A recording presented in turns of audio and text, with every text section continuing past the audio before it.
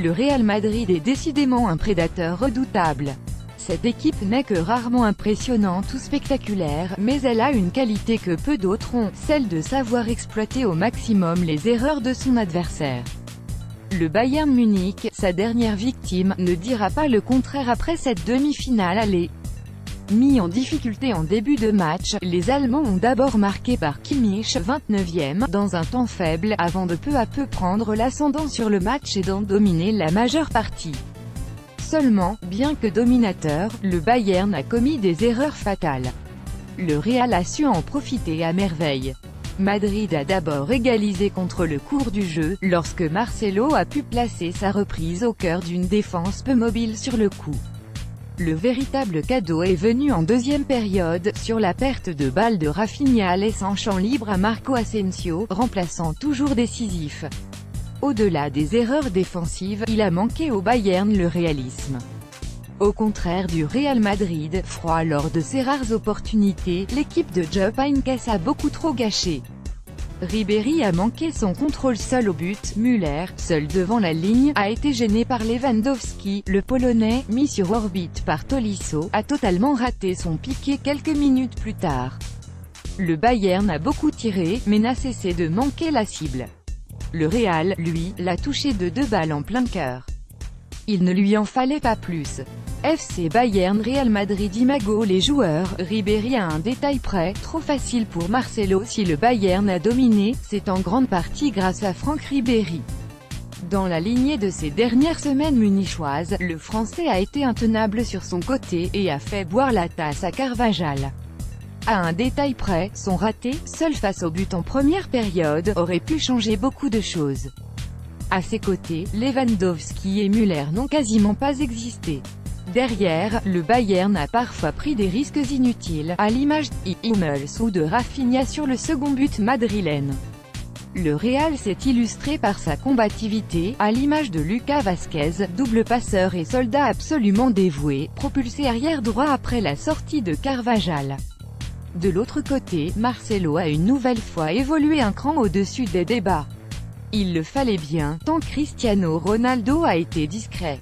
Keylor Navas n'a pas été inoubliable sur le but de Kimmich, mais a élevé le niveau devant Ribéry en deuxième période. Real Madrid's Brazilian defender Marcelo, second R, celebrates scoring with his team mat Real Madrid's Spanish midfielder Isco, L. Real Madrid's German midfielder Toni Kroos and Real Madrid's Spanish defender Sergio Ramos, R. during the UEFA Champions League. Image le facteur X, coaching forcé, mais coaching gagnant pour Zidane. Difficile de parler de coaching gagnant. Marco Asensio a remplacé au pied levé Isco, blessé, à la reprise. Pourtant, l'entrée de l'Espagnol a été une nouvelle fois décisive. Il est décidément un fabuleux super sub. Aucun joueur n'a marqué autant de buts que lui en sortant du banc depuis 2 saisons. Si le changement a été force, difficile d'enlever tout le crédit à Zinedine Zidane. Gareth Bale ou Karim Benzema auraient pu rentrer, ZZ a fait confiance à sa pépite. Puis il a maintenu Vazquez, un de ses hommes forts du soir, sur le terrain, quitte à le faire glisser en défense après la blessure de Carvajal et en l'absence d'un latéral de métier sur le banc. Encore une fois, avec réussite. La stat, 6. Le Bayern Munich a subi sa 6e défaite consécutive face au Real Madrid en Ligue des Champions. Aucune équipe n'avait réussi une telle série face aux Bavarois, toutes compétitions confondues, depuis 1963.